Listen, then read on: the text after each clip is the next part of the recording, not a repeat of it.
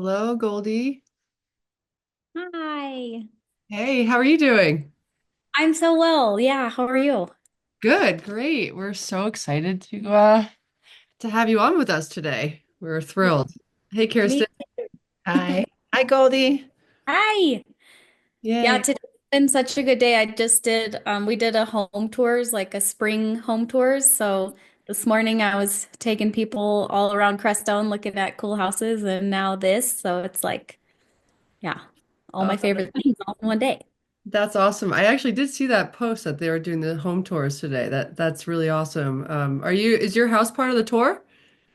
Sometimes it's been on the tour. It was when Kirsten was here. But I try to switch it up because sometimes we have like regulars that come on all of them. So I like to put new ones on whenever possible. Do you guys have some cool new buildings going up there? There's a lot of Scaria bag happening right now in Crestone and hemp. So those are like the new cool ones. And then a lot of the older ones, we have so much straw bale here, so that's always a classic.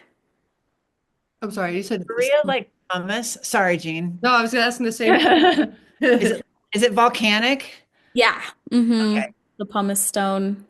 Yeah. Yeah, there's that mine that's like it's pretty much in between Taos and Crestone, I think. Like right near Antonito, maybe. Yeah, I know where that spot is at. Yeah. Yeah. Yeah, interesting. That's really cool. So it's put into bags and then like the walls are built up in like forms or something? Yeah, so it's a lot like Earth Bag. It's pretty much the same thing. You just fill the bags with Scaria instead. And so that makes the bags lighter and then also adds kind of a more insulative value instead of just thermal mass. So yeah. So thank you so much for joining us again, Goldie. And yeah, we are so grateful to have you here. Oh, yeah, thank you so much. I'm feeling so touched that, well, first of all, I'll say again, thank you both, Kirsten and Jean, for starting this. I mean, mastermind is the perfect word for it because it's so brilliant to bring all of these different forms of natural and alternative and sustainable building all together and have it conveniently all in one course. It's one of a kind and I have taken the whole course from start to finish, and I have learned so much, and it's just really an incredible resource. So I'm really grateful that it's out there and really honored to be a part of it and happy to be back for my second round. Cool. Awesome. Okay. Well, so yeah, my first class was all about building with salvage materials. And now, today, I get to focus on sharing about bottle walls, which have quickly become my probably most favorite way of building with alternative salvaged materials. So I'm really excited to be sharing about that today. Um, what are bottle walls? Probably most of you are pretty familiar, but here's a picture of the popular Earthship wall that has the bottle walls all around that Earthship standard door. So this is kind of like the main wall that I'm going to be talking about today. So when you picture what I'm speaking about, this is what I'm talking about. And this wall here is built with bottle bricks, which is when you cut a bottle in half, clean it out, and tape it together and make a bottle brick out of the two bottom parts of the bottle. So there's a ton of variations on these walls that you can do.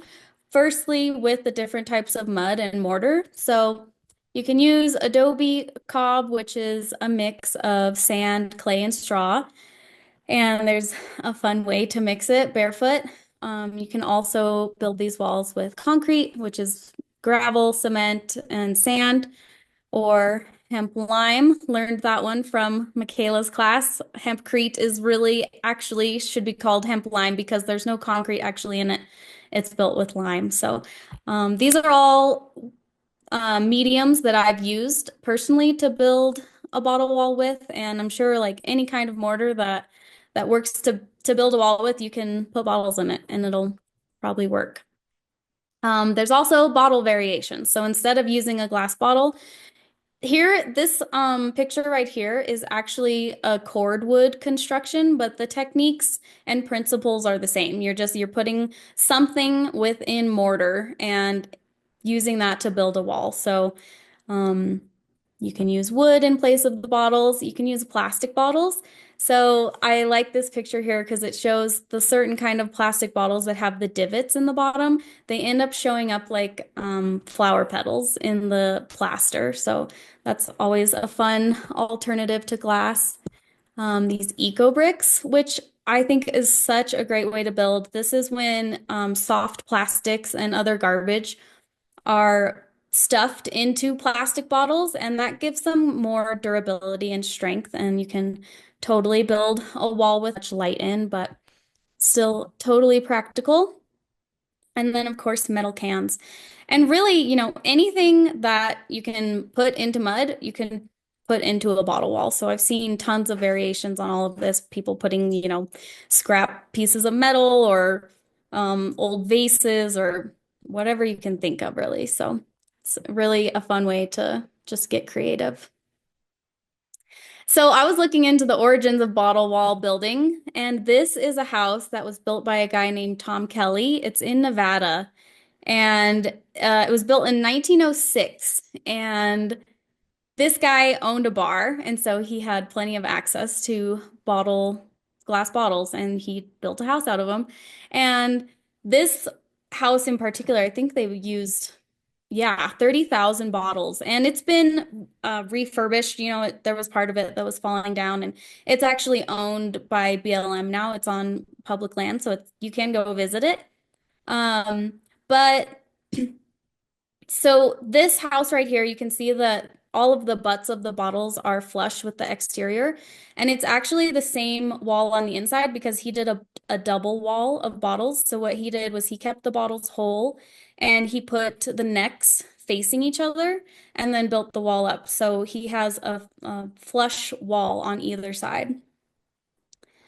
But this was like the oldest example of building with bottles that I could find, but I think it's probably safe to say that like as long as there have been bottles, humans have probably been building them. Like I think that it's just natural when you're building your own home to kind of like experiment with whatever you have around. So that's really how all of this came about anyways.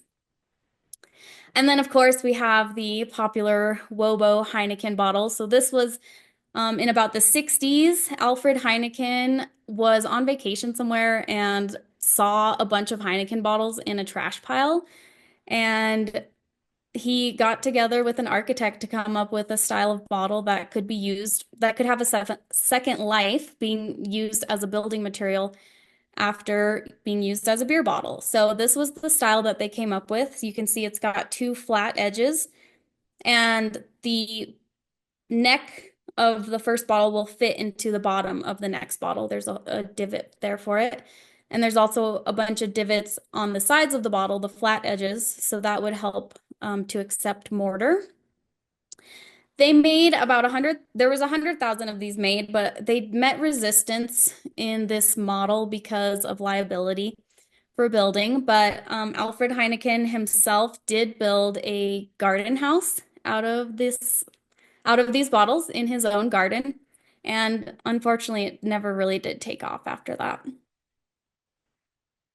And I just wanted to include this because I think it's really incredible. It's called the Temple of a Million Bottles.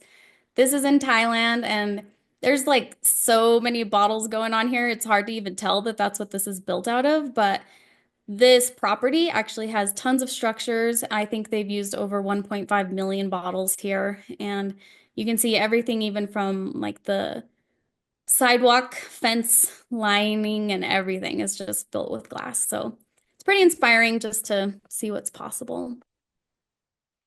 Okay, so when are bottle walls appropriate? There's a ton of different ways to use them. This is a privacy fence. This is the first time that I built using hemp lime.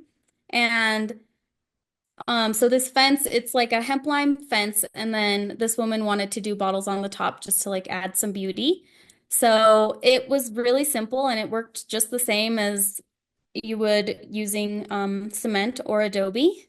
And one thing that I will say, because this is an exterior fence. And so you can see on this picture on the left that there's a bunch of rock on the bottom. And so that's like a dry stacked rock kind of foundation for the hemp lime because you want some kind of barrier between the ground and your wall so that moisture is not wicking up because that would um, speed up degradation. But yeah, this privacy fence turned out really beautifully. It also kind of acts as a wind block, which is really necessary in the area that I live. And I used this picture in my last presentation too, but I love this structure, and you can see that it's actually a can wall that comes off of the sides as a buttress, and then it wraps around and acts as a planter cell, which is just so adorable. I love it. So you can definitely use any kind of can or bottle wall for any kind of raised bed or planter cell. I said on the last one that you would want some kind of barrier like the dry stacked rock on the at the base of this, but this is actually built with cement, so this structure is a little more resistant to degrading because it's made with cement, so it's probably going to be fine. Partition walls, here's a couple examples. You can see, so the one on the left is interior, so there's no source of like sunlight coming through those bottles, so they end up looking a little darker when you're building inside walls. And then on the right, you've got a wall that is partially inside, partially exterior. So I actually heard once from someone that it wasn't ideal to build using bottle walls where one side of the wall would be interior and one side would be exterior, but I've gone on to do it many times, and I think the idea behind that was like the temperature swings, maybe making the wall a little more vulnerable, but I've had no problems with that, so I would say it's totally okay to do. Um, Here's a cool example. This is actually my friend's house in Spain. She lives in like a really remote little village where it's hard to get building materials. And so she used whatever she could, and she had some bottles and built these little pillars and put her kitchen counter on top of them. So she kept these whole and they're horizontal. And this is about 8 years old now. So she said it's holding up just fine. And she did it again in her bathroom. So this one was a little more precarious, in my opinion, with just the single row of horizontal bottles going up with some vertical on the interior. And then you could notice on the floor of this one on the right, it's also a bottle floor, which is the first time that I ever heard about this was from her. But, and yeah, sorry, this picture is a little blurry, but I guess this is actually a pretty common way to do a bathroom floor where she lives. And what they do is you kind of excavate out a space where the bottles are going to go in the floor. And you keep, these are wine bottles that are kept whole, and you put them neck down into the space. And then you use like an adobe grout to fill it in. And the idea here, so that in their area, they have soil with a very high clay content, which it stops drainage from happening easily. And they also have a really wet, rainy season. So the idea here is that it's hard for moisture to travel up the necks of the bottles. And so it helps to prevent moisture wicking into the space and into the floor. Of course, if you were going to build using this method, you would want it to be in a lightly trafficked area and somewhere where it's not likely that something heavy is going to be dropped onto a glass floor. So, okay, here is the infamous Eve building in the greater world. And I wanted to put this in here because bottle walls are not meant to be load bearing. And so in this structure, I think it almost maybe looks like the bottle walls might be, but you'll see these columns that are can wall like cylinders. So those are hollow cylinders that are built with the can wall, with the cans and the cement, and then that's filled with concrete. And so that's those concrete pillars are what is bearing the weight of the roof. So you can see there's one like in between the glass wall at the far end, and there's another between the windows on the right-hand side and a couple throughout the building. But so that those cement pillars are what is holding the weight of the roof. It's not on the bottle wall itself. So to drive that point home, here's a picture of a wall like under construction and then after construction. So the wall is completely structurally sound by itself. And, this one on the left is a conventionally framed post and beam. The posts and beams are what's supporting the roof and the walls. And then the bottles come in afterwards and they fill in the space. So don't use bottles to be load bearing. Okay, so the basics of assembly. I always say to start with the end in mind because when you know what you want your wall to look like, that's really going to help every single step of the process from gathering your bottles to like what color you're going to want, how many you need, what shapes. If you're going to do a design in there, that's all stuff that you want to have in mind before you start so that you don't end up with a bunch of bottles enough or anything like that. And here's a cool example of why you want to start with the end in mind. This is called a place called the Mermaid House. It's a bed and breakfast in our valley. And if you can see in that wall, there is a mermaid kind of like designed into it with bottles. So this was definitely something that they needed to know they were going to do beforehand. Also because when constructing with bottles, you build from the ground up. And so if you're doing anything like a swirl or some kind of design that kind of like goes up and then back down into the wall, that's something that you're going to need to be aware of before you start building. These are all the tools that you need, really, which is so cool and one of the reasons why this style of building is very accessible. So a wet tile saw is what I like to use to cut glass bottles. There's a lot of other, the like glass scoring things, and you dip the bottle in hot water and then cold water. I've never had any luck with any of that. I've always just used the wet tile saw. And yeah, something to mix your mortar in. The level. I think the level is like, that's the tool you have to have, if nothing else. So, because you really want to make sure that your wall's going up plumb and not like building the Leaning Tower of Pisa at all. So, and then like other materials that you'll need, tape, old screws, and something to wash all your bottles in. So the first thing I do is sort out all the bottles, especially if I'm doing just like a wall that has all different varieties of colors in it. I just like to see what I have and how many of each so that you're not putting like all the greens in one section and then you end up having to do blues or whatever everywhere else. And then cutting the bottles. So here's the wet tile saw, and you do have to be really careful when using this because your fingers are very close to the blade.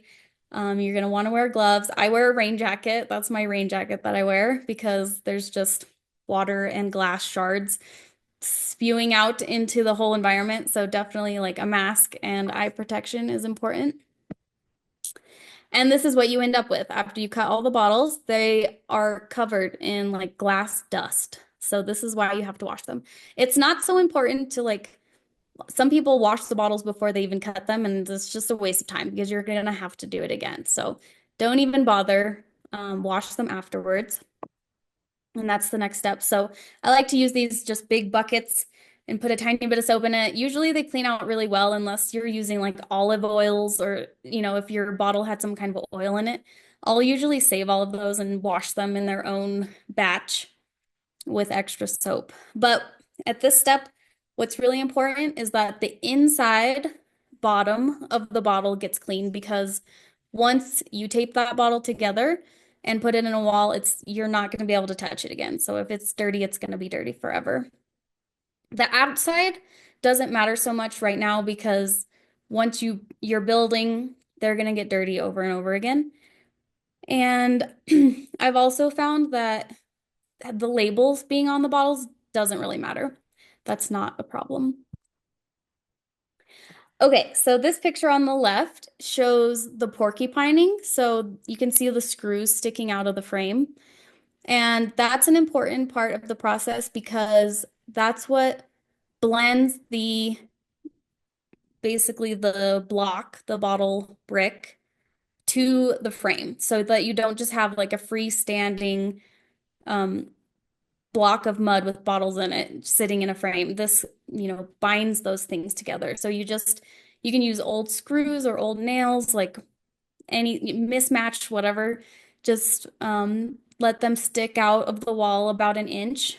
And then I always do like a layer of whatever kind of mortar you're mixing. I lay that down first, and that's about the thickness of the nails or screws. And then you can start putting your bottles in. And so you can see in the section beneath the spot where Eliza here is putting mud down, um, it's been filled in with Adobe and bottles, and there's pieces of straw sticking out. So I always, in my Adobe mix, use like quite a bit of straw in the first batch, and that is going to help the next layer of plaster to adhere to that mud mix. So then when you start building, you start at the bottom, work your way up. I always leave at least 2 fingers width between bottles. And you can see the difference on this one on the left and the one on the right.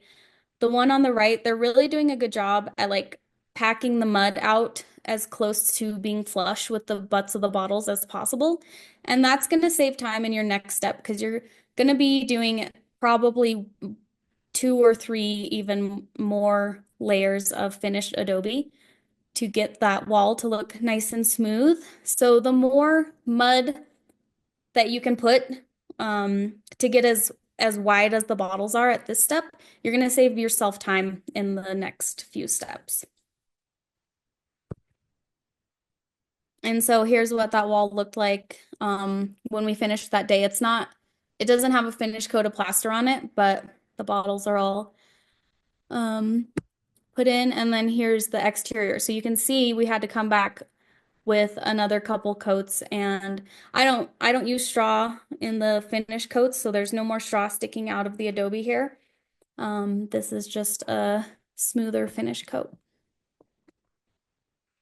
Things to watch out for. Like I said, you really want to make sure you're staying plumb as you go up. So keeping a level around and making sure that both sides of the wall, and that can be tricky too, is like if you're working on a wall and you're only on one side of it while you're building, you definitely want to go to the other side of the wall every once in a while and make sure that like your mud's not bulging out or your bottles aren't leaning from side to side.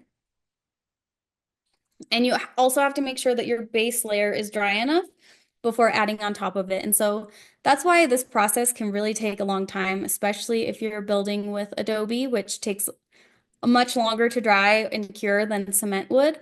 And so when you're stacking mud with bottles, you can only go up so high before the weight of the wall itself starts to kind of like smush the mud out. So that's why you gotta spend some time. Maybe it might even take like days in between being able to go up any higher. And that's why, let's see if I can go back. In this in this wall, we put these horizontal pieces of wood here so that we could build each section the same day without having to wait for the part beneath it to dry before we add it on top of it. There are faster ways to do it though. So it is a labor of love, but if you want this to go much quicker, you can. This guy built this wall. I think these are plastic bottles, but he just kept them whole. So if you don't cut the bottles and make bottle bricks, it goes so much faster. You take out all that time that it would take to get out the tile saw, cut all the bottles, wash all the bottles, tape all the bottles. That is a big chunk of the time here. So if you're just going straight for building with whole bottles, you save a ton of time. The thing to keep in mind if you're going to use this technique is that you're not going to get the light and colors coming in from the bottles because you can see this is pretty much going to be like a mud wall on the when it's finished. It's like completely covered. You're not going to probably even be able to see the bottles. A way to do it with still letting light and color into the space is to use the bottles like this, where they're horizontal. And all you'd have to do here is just make sure that the opening of the bottle is completely covered with mortar so that nothing's getting into the bottle after this. Why we love bottle walls, so many reasons. They're non-toxic, so bottle walls are basically just glass bottles, right? Which glass is made of silica, soda ash, limestone, and collet. Collet is recycled glass, and that can replace up to 50% of the materials. So in this pie chart, you can see that sand, silica, makes up over 70% of bottles, and that all of those materials are inert when they're in the form of glass, so totally non-toxic. They are repurposed and local, so easily accessible. If you live anywhere where there's humans, you probably have access to bottles somewhere, somehow, like either from yourself or neighbors or restaurants or a recycling plant. And a local material. So I consider anything that's salvaged to be a local material because, if whatever bottles you're using for your wall, they lived a life doing their job of containing something. And now instead of going to the trash, they're being repurposed. And so I consider that a local material. And no one's buying them specifically to build with because that would just be so expensive.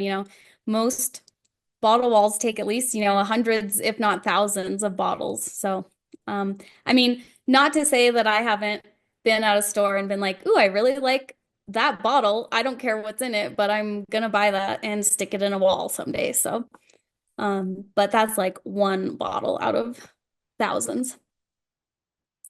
And so building a glass bottle wall is a great way to repurpose glass, especially if there's no recycling available. So glass is a readily recyclable material, but oftentimes, even if you put glass in a recycling bin, it doesn't always actually make it to be recycled into more glass. So even like at our local landfill, there's a pile for glass, and a lot of people come and bring glass bottles to this pile, but when it gets too big, they just bulldoze it over and cover it up. So, they just end up being in the trash anyways. And then you can use local dirt to build with. So especially if you're going the adobe route and not cement or concrete, then yeah, you can basically get all the materials you need to build a bottle wall locally. Oh yeah, and so they've reduced the amount of mortar needed. So you can see in this picture that if you take all the space that the bottles are taking up, it's like well over 50% of that little wall. So that was the whole idea for using bottles in the first place, was especially if you're building with cement that has a very high embodied energy and a high carbon footprint. It takes a lot of energy to make and transport cement. So when you use bottles in place of the cement, that brings down the energy expenditure in the wall. So it adds beauty and it takes the place of cement. And even if you're using Adobe to build this wall, Adobe takes time to collect and sift and process and mix. So if you're sticking bottles in there and having to make less Adobe, that makes for less work. They're accessible and simple. So I will stress that simple is different from easy to do, right? So the basics of building bottle walls is it's pretty simple. And then when you get in there and you're spending days and days building a wall, it can be a labor of love. Again, I'll use that term a lot with bottle walls. So they are easy to learn. I think I probably spent 1 or 2 days doing bottle walls at the Earthship Academy, and I felt pretty good to go. Not that I learned every single little trick, and there are lots of little tricks and techniques that help when you're building a bottle wall, but the basics are easy. I love that you really need like very few tools. And even like the tile saws, like you probably know someone that has a wet tile saw that you can borrow if you really needed to. So, um, and yeah, if you follow the guidelines, it's pretty hard to mess up. Like the few basic things, like don't use them for load bearing. Make sure you're going up plumb. Um, those are like really the few big no-nos. And materials are readily available. So like I said, if you live anywhere around humans, you're probably going to have access to, even if it's not glass bottles, you're going to have access to the plastic or the cordwood or you know, cans, something. And totally inexpensive. I mean, really, if you're using repurposed materials and Adobe Cob mix, all you're really spending on the bottle wall is your time and energy and love. And they're fire resistant. So like we talked about in the beginning of this recording, dirt doesn't burn. It just doesn't. And glass will turn molten at 2,500 degrees Fahrenheit, but even then that's is basically just melting. It's not going to catch fire. Um, and they're creative and artistic. I always say they're just like the best way to add beauty to any space, and there's endless possibilities. Um, and they're versatile. And this picture, which is in my house, so we did an earthship, and there's places where the rounded tire wall meets like conventionally framed walls. And that space can be like a very awkward space. And so what I did was just put bottle walls everywhere because you can shape mud into any space and just add a bottle to it to make it look pretty. So it's like so adaptable. And I just like, how incredible is this? You could just take trash and add dirt and you can make art. And like even years now after working with bottle walls and trash, I'm just still blown away with like, how are more people not doing this? Okay, byproduct usage. So if you are doing the bottle brick technique, you will end up with a ton of tops of bottles. And when I was doing this, it was like, well, cool. The idea is to keep glass out of the trash, but what am I going to do now with all the tops of these bottles? So I love this idea. I never did this, but if you can keep your bottles really nice when you're cutting them, you could totally have like an entire business out of making bottle wall chandeliers. Um, Here's what I did. I took a bunch of the crushed up glass and put it on a countertop and then epoxied over it. I probably could have used like way more glass shards in this countertop than I did, but it was an experiment and it turned out pretty well. People are also using glass in cement countertops now, so that's also a great way to use them.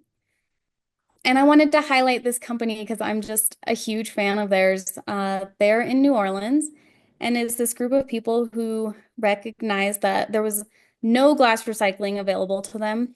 And, New Orleans is kind of like known for drinking and consuming things in bottles. So they use the whole permaculture principle of like the problem being the solution. And so this company, they have these machines that pulverize glass into different size products. So they have like a fine sand and different size gravels, and then they'll take those products and fill sandbags and use them for natural disaster mitigation. Or so you can actually go to their website and buy glass products from them. And I actually bought some of this. I'm gonna try putting it in like a finished plaster for an Adobe wall. I think it would also be awesome to add to an Adobe floor mix, but they have like a larger gravel size that they sell, and people will use that for like garden paths or in potted plants as kind of like a mulch top or in like propane fireplaces, sometimes you see them topped with glass. So the way that these machines crush the glass, they don't end up with a bunch of like sharp edges. it's really just like it's like gravel and sand. And so in an industry where like in the concrete industry where we're mining islands for their sand, this is just like such a brilliant way to use something that's already been produced and bring it full cycle and bring it back to the sand and the gravel state, kind of close to it, and repurpose it. So I just love this. And okay, build a bottle wall, save the world.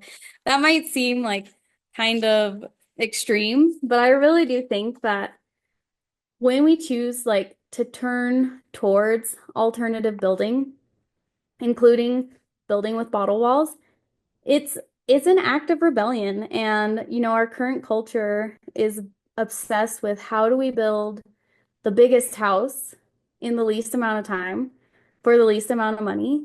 And the way that we're doing that is we are just like copy and pasting little cookie cutter housing.